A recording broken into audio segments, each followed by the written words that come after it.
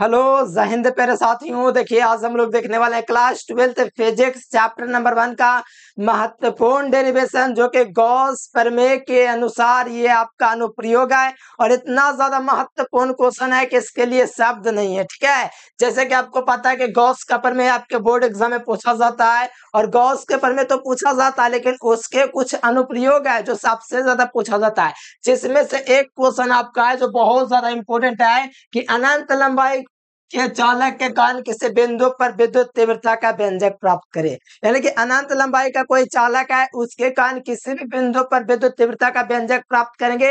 अनंत लंबाई का मतलब एक लंबाई चालक होगा जिस पर प्लस क्यू होगा और इसके कारण किसी बिंदु पर हमको क्या करना है, तो व्यंजक प्राप्त करना है। प्यार बच्चों तो सारा चीज अच्छे तरीके से देखूंगा, बस इस वीडियो को पूरा देखिए, मन से देखिए और साथ में चैनल से पहली बार जुड़ते हैं चैनल को सब्सक्राइब कर लेना है। ठीक है, और यहाँ पे देखिए एक और क्वेश्चन लिखा हुआ है अनंत लंबाई के बेलनाकार चालक।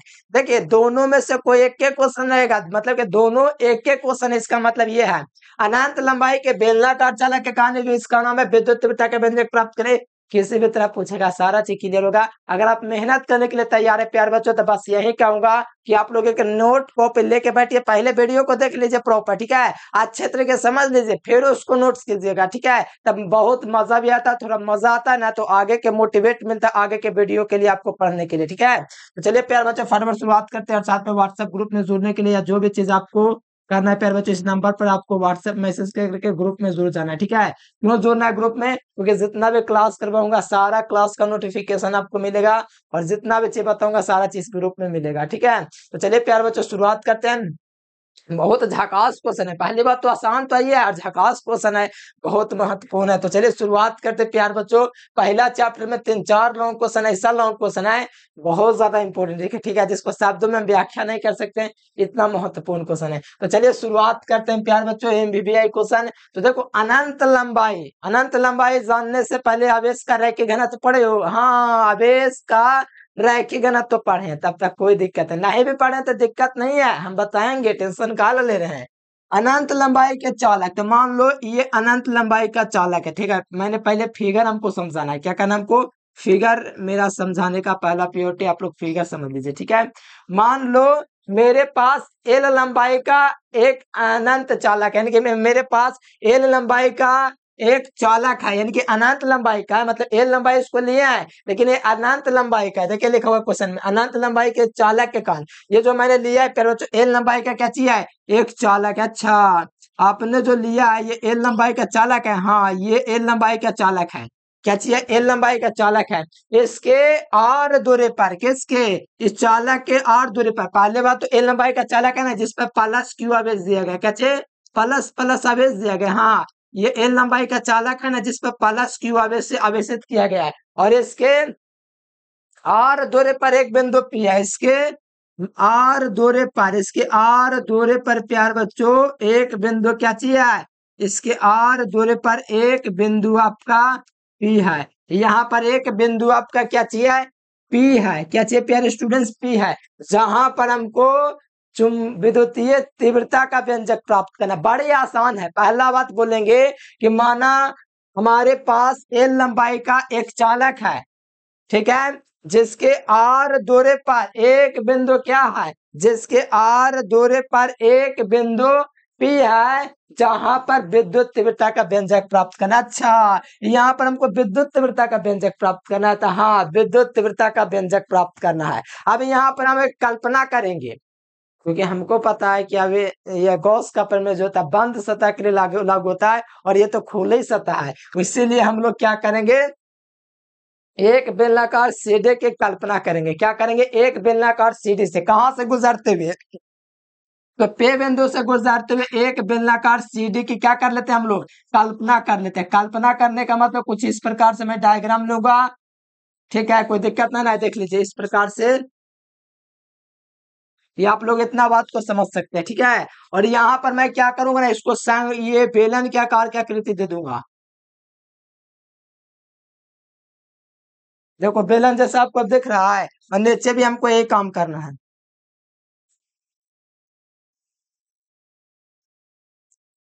कोई दिक्कत है बताओ, इस फिगर में किसी को दिक्कत है, एक बेलनाकार सीढ़ी नाम में इसको देता है, इसका नाम क्या चाहिए, सीढ़ी।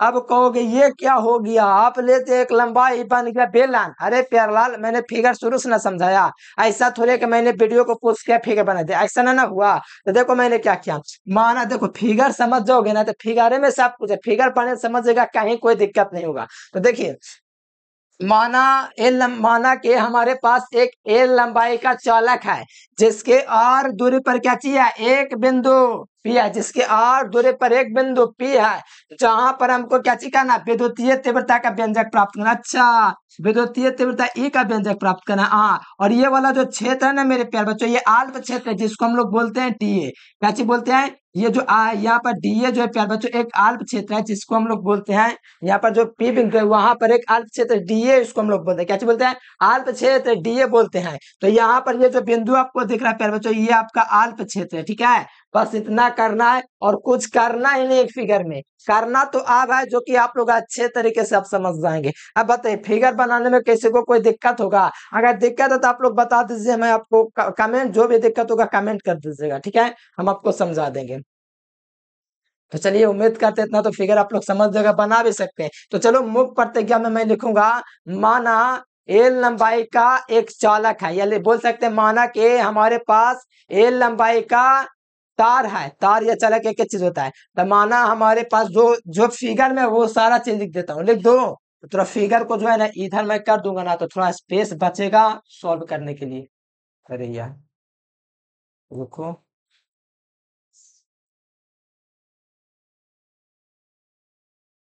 चलो ये आपका फिगर थोड़ा इधर में कर लिया, ठीक है, देख रहे हैं ना साफ साफ। हाँ, तो चलो यहाँ पर मैं थोड़ा मुख्य प्रतिज्ञा लिख देता हूँ कि माना कि हमारे पास एल लंबाई का एक चालक है, ये वाला लिख देता हूँ, फिर उधर सॉल्व करूंगा। तो चलिए आप लोग भी देखते जाइए, मैं जो जो लिखूंगा फिगर में रहेगा।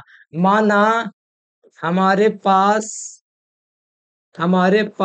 एल लंबाई का क्या चाहिए बताइए, एल लंबाई का, माना हमारे पास एल लंबाई का एक चालक है, एक चालक है जो प्लस क्यू आवेश, जो प्लस क्यू आवेश से क्या चाहिए, आवेशित है। माना कि हमारे पास एल लंबाई का एक चालक है, देख लीजिए एल लंबाई का चालक है जो प्लस क्यू आवेश से आवेशित है, मतलब प्लस क्यू आवेश से आवेशित है ना, देखिए तो आवेश दिया हुआ ना प्लस, तो प्लस क्यू आवेश से आवेशित है।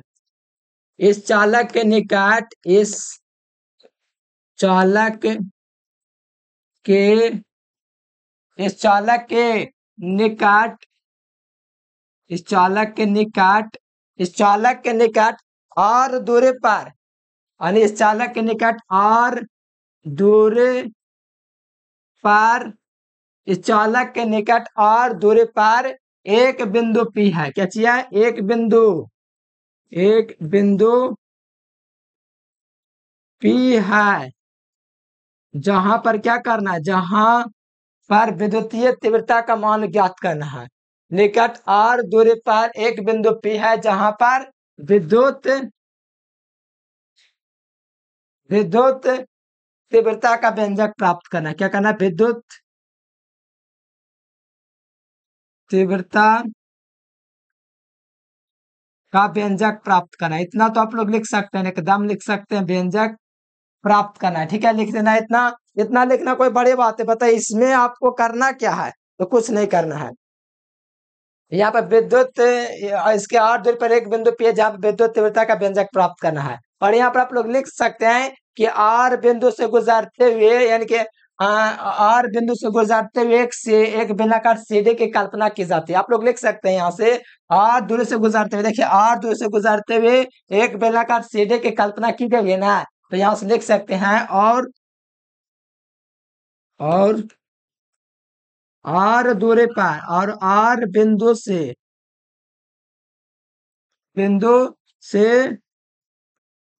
गुजरते हुए एक गुजरते हुए एक बेलन, एक बेलन के, एक बेलन सीधे की कल्पना की जाती है। क्या की जाती है, एक बेलन सीधे के कल्पना की जाती है, इतना लिख सकते हैं ना, कल्पना की जाती है, कल्पना की जाती है। इतना तो आप लोग लिख सकते हैं आराम से, इतना तो कोई बच्चा भी लिख देगा, ठीक है, की जाती है। बस अब इसमें आपको कुछ नहीं करना है, फिगर में अब कुछ नहीं करना, मुख पत्रिका मैंने लिख दिया है, सारा चीज लिखा हुआ है, बोल के मैंने लिख दिया है। अब इसमें आपको करना क्या है, तो आवेश का रैखिक घनत्व तो आप लोग पढ़े होंगे। आवेश का रैखिक घनत्व तो क्या होता है, पायदोत आवेश के किसी पदार्थ की लंबाई पर जो आवेश का फैलाव होता है। तो बताइए, यहाँ पर मैं अब शुरुआत करूंगा तो बहुत बड़ा क्वेश्चन तो नहीं है, बहुत छोटा ही क्वेश्चन है, ठीक है। तो यहाँ से मैं शुरू करूंगा, तो यहाँ से क्या लिखूंगा, आवेश के रैखिक घनत्व से। आवेश का रैखिक घनत्व का फॉर्मूला क्या होता है, किसी को पता है? तो चलिए मैं शुरू कर देता हूँ प्यारे बच्चों, आपका सॉल्यूशन बहुत अच्छे तरीके से, जो कि आपको अच्छे तरीके से समझ में आएगा। तो आवेश का रैखिक घनत्व का फॉर्मूला बोले क्या होता है, पता है किसी को? आवेश का रैखिक घनत्व, बताइए आवेश का रैखिक घनत्व का फॉर्मूला क्यों लगेगा, कारण क्या है बताइए तो? आवेश का रैखिक घनत्व पढ़ाया हुआ चिन्ह, आवेश के रैखिक घनत्व का फॉर्मूला क्यों लगेगा? क्योंकि अब ये बाध्यत आवेश के किसी पदार्थ का लंबाई ना है, और आवेश का रैखिक घनत्व कहता है कि बाध्यत आवेश के किसी पदार्थ की लंबाई पर जो आवेश का फैलाव होता है। देखो ये लंबाई आपको दिख रहा है, लंबाई लंबाई पर जो आप प्लस प्लस दिख रहा है ना, ये आवेश का फैलाव होता है। तो ये आपका लिम्डा बराबर क्या हो जाएगा फॉर्मूला, लिम्डा बराबर आपका फॉर्मूला हो जाएगा क्यू बटे एल। तो यहाँ से बताओ, ये अब यहाँ से हम लोग मान निकालेंगे इसका आवेश का, तो त्रिया गुना कीजिएगा तो आवेश का मान क्या निकल जाएगा, क्यू बराबर लेमडा इंटू एल, निकल गया लेमडा इंटू एल। ये किसका मान निकला बताइए तो आप लोग कहेंगे सर जी ये मान निकल गया आवेश का, हाँ तो ये आवेश का मान निकला लेमडा इंटू एल। त्रिया गुना कीजिएगा तो आपको पता है क्या चीज आ जाएगा, क्यू को वंश होगा तो क्यू, और लेमडा इंटू एल होगा तो लेमडा इंटू एल हो जाएगा, ठीक है। अब देखो ये आल्प क्षेत्र जो आपको इसमें दिख रहा है, आल्प क्षेत्र कौन है बताइए तो? इसमें जो आल्प क्षेत्र आपको दिख रहा है डीए आपका आल्प क्षेत्र है, कौन सा क्षेत्र? डीए आपका आल्प क्षेत्र है। तो बेलन के तल से संबंध कुल विद्युत फ्लक्स निकालेंगे। तो बेलन का तल करने है, तो बेलन का इसमें बहुत सारा तल है, बेलन का हर जगह तले है। तो बेलन के तल से संबंध कुल विद्युत फ्लक्स निकालेंगे, जो बेलन का जो तल है इससे संबंध कुल विद्युत फ्लक्स, तो क्या हो जाएगा, तो यहां से लिखेंगे कि बेलन के तल से संबंध विद्युत फ्लक्स, क्या लिखेंगे, विद्युत फ्लक्स, ठीक है। यहाँ पर किसी को दिक्कत है, बेलन के तल से संबंध कुल विद्युत फ्लक्स लिखेंगे, तब फॉर्मूला क्या होता है, बेलन के तल से संबंध कुल विद्युत फ्लक्स, कुल का मतलब बहुत सारा, यहाँ पर कुल लगा देना। तो बेलन के तल से संबंध कुल विद्युत फ्लक्स, तो फाई का फॉर्मूला क्या होता है, बेलन के तल से संबंध कुल विद्युत फ्लक्स का फॉर्मूला जो कि हर बार यूज करते हैं, क्या होता है, फाई बराबर ईडी होता है, क्या होता है, फाई बराबर बेलन के तल से संबंध कुल विद्युत फ्लक्स, कुल की बात आ गया तो समाकलन लगा देना, क्या लगा देना, समाकलन, और यहाँ पर आपको लिख देना ई इंटू डीए, और ये आपका वेक्टर फॉर्म इस प्रकार से होता है, ये फार्मूला होता है विद्युत फ्लक्स का, याद है, फाई बराबर ए डी होता है। लेकिन संपूर्ण तल की बात किया था, यानी कि बेलन के तल से संबंध कुल विद्युत फ्लक्स, और कुल शब्द आता है ना तो समाकलन लगता है। तो यहाँ पर फाई बराबर आपका क्या चीज हो गया, ए इंटू डी हो गया। बस आपको याद रखना, अरे विद्युत फ्लक्स का परिभाषा याद है ना, फार्मूला ही नहीं होता, फाई बराबर ए डी। बस समाकलन इसलिए लगा कि संपूर्ण की बात की जा रही है, किसका बात किया जा रहा है, संपूर्ण की बात, इसलिए फाई बराबर ए डी लगा दिया। अब बताओ यहाँ पर सब फाइल लिखेंगे। अब बताओ यहाँ पर आपका फैक्टर हटता है तो क्या जोड़ता है, याद कीजिए, फैक्टर हटता है तो क्या जोड़ता है, फैक्टर जब आता है आप लोग पढ़े होंगे, ध्यान दीजिए 11th क्लास में पढ़े होंगे आप लोग मेहनत से, तो आपको ये पता होगा, मैथ वाला होंगे उनको तो पते हैं। ए डॉट बी को क्या लिख सकते हैं, ए बी साइन थीटा लिखते हैं ना, ए बी साइन थीटा लिखते हैं। तो बताओ ये ए डी ए को, ये फैक्टर में था, फैक्टर था तो ए बी, अच्छा cos थीटा ना होता है, साइन थीटा लिख दिया। ए बे cos थीटा यूज होता है किसके लिए, डॉट प्रोडक्ट के लिए। तो ए सदेश बे सदेश है, मतलब डॉट प्रोडक्ट में रहता है ना तो फैक्टर हटता है ना, ये वाला फैक्टर में जो तीर आता है ना वो हटता है, वो हटता तो क्या जोड़ता है, cos थीटा जोड़ता है। तो यहाँ पर हम लोग को हटाना ही फैक्टर के, तो क्या लिख सकते हैं, इसको हम लोग लिख सकते हैं a into d a cos theta, ये लिख सकते हैं ना, कहोगे हाँ क्यों, क्यों लिख सकते हैं, क्योंकि फैक्टर आता है ना डॉट प्रोडक्ट में, तो A D a cos theta last में जोड़ते हैं। अच्छा ऐसा बात है, और क्रॉस रहेगा तो साइन थीटा, हाँ एकदम मैथ में आप लोग इसका मतलब पढ़े हैं, और 11th को अच्छे तरीके से आप लोग फिजिक्स को पढ़े हैं, इसलिए आपको पता है कि ए डॉट बी जो होता है सदिश का, उसका formula a b cos theta होता है। इतना पता था कि नहीं, नहीं पता तो आज से याद रखेगा, ठीक है। बस कुछ लाइन के मेहमान है, फिर तो आपको आंसर नजरों के सामने दिखेगा। ठीक है, अब देखो फाइबर और फॉर्मूला क्या होता है, E D A cos theta. अब बताओ यहाँ पर थोड़ा सा ध्यान दोगे तो यहाँ पर कोस थीटा की बात है, थीटा का मान कितना डिग्री होगा, तो थीटा का मान 0। क्यों क्यों 0, तो ध्यान दो यहाँ पर आप लोग ध्यान दीजिएगा। तो विद्युत तीव्रता की दिशा किधर है बताओ, तो विद्युत तीव्रता ई है ना, यहाँ पर विद्युत तीव्रता ई है, और डी ए क्या चाहिए, अल्प क्षेत्र है। तो बताओ दोनों की दिशा इधर ही ना है, दोनों की दिशा समान दिशा में ना है, इस कारण से थीटा का मान यहाँ पर कितना हो जाएगा, तो थीटा का जो मान है प्यार बच्चों यहाँ पर 0 डिग्री हो जाएगा। क्या हो जाएगा, जो थीटा का जो मान निकलेगा यहाँ से, क्यों 0 डिग्री है, तो कारण ये कि विद्युत तीव्रता ये और अल्प क्षेत्र जो डी आपको दिख रहा है, ये अल्प क्षेत्र डी, ये दोनों के दिशा समान होने के कारण थीटा का मान 0 हो जाएगा। तो यहाँ से आप लोग लिख देंगे, अगर माना तो लिखिए कि अल्प क्षेत्र डीए और विद्युत तीव्रता की दिशा समान होने के कारण थीटा बराबर 0। तो यहाँ पर मैं लिख दूंगा थीटा बराबर 0। तो यहाँ से फाई का फॉर्मूला हो जाएगा, फाई बराबर समाकलन और यहाँ से E D A cos 0। Cos 0 का मान कितना होता है, कॉस 0 का मान, हाँ पता है ना, 1 होता है। तो यहाँ से आप लोग मान रखिएगा, तो फाई बराबर क्या चीज हो जाएगा, समाकलन ए इंटू डी ए, और cos 0 का मान 1 होता है। तो यहीं तक रहने दीजिए, cos 0 का मान 1 होता है। ध्यान दीजिएगा, ये लाइन ना समझ में आए तो ध्यान दीजिए, और आपको दिक्कत होगा तो आप लोग पूछ सकते हैं, हमको कोई दिक्कत नहीं है। फाइव बराबर थीटा बराबर 0, तो फाइव बराबर A D A cos theta, तो कोस थीटा का मान यहाँ पर है कितना 0 डिग्री, तो cos 0 का मान 1 होता है। तो cos 0 का मान होता है, इसलिए 1 का गुना होगा ई डी ए में, तो कोई फर्क ना पड़ेगा, ई डी ए ही रह जाएगा। बस इतना हो गया ना, तो एक काम हम लोग करेंगे, ये जो ई है ना, ये कांस्टेंट को बाहर कर देंगे। क्या करना है, ये कांस्टेंट है, इसको बाहर कर देंगे। कांस्टेंट कैसे पहचानना है, देखिए बायोलॉजी वाला को खास करके बता देता हूँ। जो डी के साथ रहेगा ना वो रह जाएगा, डी के साथ कौन है, ए है, तो ए रह जाएगा, लेकिन ई है ना, ई उसको बाहर कर देंगे कान पकड़ के। तो ये इसको कान पकड़ के बाहर करेंगे। क्या था, फाइव बराबर क्या चीज था, ई और डीए था। तो प्यारे लाल ई डी है ना, तो ये कांस्टेंट है ना, तो इसको कान पकड़ेंगे, बाहर निकलो, तो बाहर बचा निकल जाएगा। ठीक है, ईमानदार इसलिए निकल गया।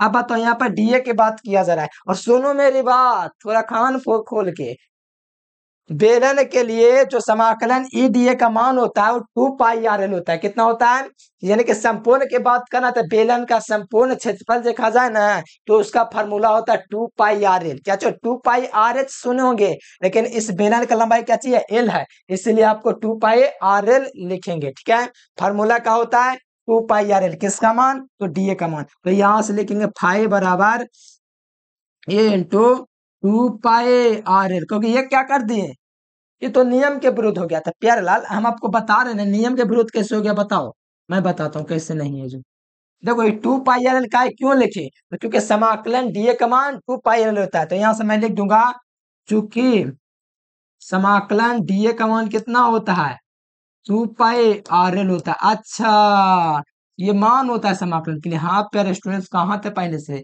अच्छा ऐसा बात बाड़े, तब तो मजाक है। ठीक है, यहाँ से देखिए प्यार बच्चों, इस प्रकार से आपका हो गया। अब हमको काम करना, अच्छा यहाँ पर 2 पाई आर एल आ गया है, तब यहाँ पर अब गॉस का प्रमेय लगा दे, आंसर एकदम चुटकियों में निकलेगा। ऐसे चुटकी बजाइए और चुटकियों में निकलेगा आंसर। ठीक है, तो ये देख लेते हैं प्यारे बच्चों क्या करना है। अब यहाँ से लिखेंगे गॉस प्रमेय से, क्या लिखेंगे, गॉस प्रमेय से।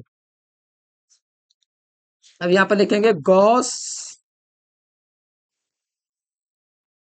प्रमेय से, गॉस प्रमेय से। तो गॉस प्रमेय का फॉर्मूला क्या था, फाई बराबर क्यू बटे एप्सिलॉन नॉट। जो फाई है ना उसके जगह क्या लिख देंगे, क्यू बटे एप्सिलॉन नॉट। अच्छा, फाई बराबर क्यू बटे एप्सिलॉन नॉट, गॉस के प्रमेय लगा दिए। हाँ, फाई की जगह क्या लिख दिए, क्यू बटे एप्सिलॉन नॉट, होता है ना गॉस का प्रमेय। और यहाँ पर बराबर में लिख देंगे ए इंटू 2 पाई आर एल, हो गया।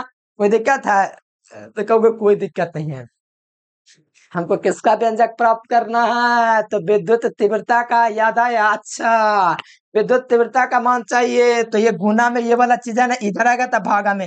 अरे क्या बोल रहे हो सर, थोड़ा समझ में कम आ रहा है। प्यारेलाल समझो, जो बोलता हूँ उसको मानो कि ऐसा होता है। अब ध्यान दो, तो क्यू बटे एप्सिलॉन नॉट हो जाएगा यहाँ से।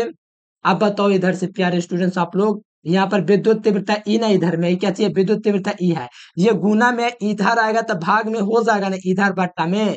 बताओ इधर आएगा तो बट्टा में हो जाना, गुना में इधर है, इधर आएगा तो भागा में हो जाएगा, यानी कि 1/2 पाई आर इंटू एल हो जाएगा ना, बराबर ई हो जाएगा। क्या हो जाएगा? बराबर में विद्युत तीव्रता ई हो जाएगा। अच्छा ऐसा बात है, यानी गुना में तो इधर आके भागा कर गया। हाँ, यही तो हम आपको कब से प्रयास कर रहे हैं समझाने का। अरे विद्युत तीव्रता ई है ना, इसको आगे लिख देंगे सीधा, तो कोई दिक्कत है कहोगे ना? क्या दिक्कत है? अरे 2+3=5 लिखिए, ये 3+2=5 बराबर में 5 है ना आएगा। अरे प्यारे स्टूडेंट, इसको विद्युत तीव्रता को पहले लिख दे तो दिक्कत हो गया। अब वही वाला चीज को बाद में लिख दो, 1 बटे बराबर में 1/2 पाई एप्सिलॉन नॉट, ऐसे लिख दे तो कोई दिक्कत ना है दिक्कत तो बोल दो। और इनटू में हम लोग क्या लिख सकते हैं? Q/12। बताओ आर एल, बताओ ऐसा लिख देंगे तो कोई दिक्कत है? बताओ, ऐसे अगर हम इसको लिख दें तो कोई दिक्कत है? 2 पाई एप्सिलॉन नॉट को एक जगह लिख दिया, 2 पाई एप्सिलॉन नॉट होता ना, इसको एक जगह लिख दिया, आर एल को बाद में लिख दिया, कोई दिक्कत है? तो इतना तो कॉमन सेंस होगा कि नहीं, कोई दिक्कत नहीं है। अब हमको बताओ क्यू का मान कितना है? क्योंकि क्यू का मान कहाँ दिया हुआ है, क्या बोल रहे हो? अरे प्यारेलाल, ये क्यू का मान नहीं है, देखिए तो कहने क्या, क्यू का मान कितना है? Lambda into L. अच्छा, ये क्यू का मान निकाले तो अब रखना है, हाँ अब इसके रह के कहना था कि फॉर्मूला से। अच्छा, यानी आप कह रहे हैं कि क्यू जो यहाँ पर दिख रहा है ना, ये क्यू उसके जगह लेमडा इंटू एल रखे। हाँ, ये जो क्यू के जगह ना प्यारे बच्चों, ये वाला जो मान है ना लेमडा इंटू एल, वो वाला मान रखना। अच्छा, क्यू का मान उसके जगह ये रख दे, हाँ रख दे तो रख दीजिए। अच्छा, क्यू के जगह लेमडा इंटू एल रख देते हैं, तो यहाँ पर लेमडा इंटू एल रख देते हैं। चलिए यहाँ पर 1/2 पाई एप्सिलॉन नॉट, और यहाँ पर क्यू के जगह क्या रखता है? लैम्डा इंटू एल भैया, हाँ लैम्डा इंटू एल लिख दिया, ठीक है। बट्टा में कची है तो ए आर बटा एल है। अच्छा लिख तो देखिए, तो कुछ कट रहा है का? हाँ कट रहा है, लंबाई से लंबाई बेचारा उड़ गया, अल्लाह लंबाई से लंबाई खत्म। तो बताओ आंसर क्या हो गया? बता प्यारे स्टूडेंट्स, 1/2 पाई एप्सिलॉन नॉट और इन लिम्डा बटे आर। अच्छा, ये तो लॉलीपॉप क्वेश्चन था। तब प्यारे स्टूडेंट, इतना आसान क्वेश्चन आपके बोर्ड एग्जाम पूछा जाए और छोड़ दे ये क्वेश्चन, कभी ऐसा होगा? बताइए तो, कितना छोटा क्वेश्चन है। मूक प्रतिज्ञा में मैंने रिस्क लिया कि आपके खाते लिख दिया जाए, वो आप लोग आसान तरीके से कर सके, क्योंकि सब विद्यार्थी नहीं लिखना चाहता है कि देखता है कि बोर्ड से उतार ले, इसलिए मैंने सारा चीज लिख के किया।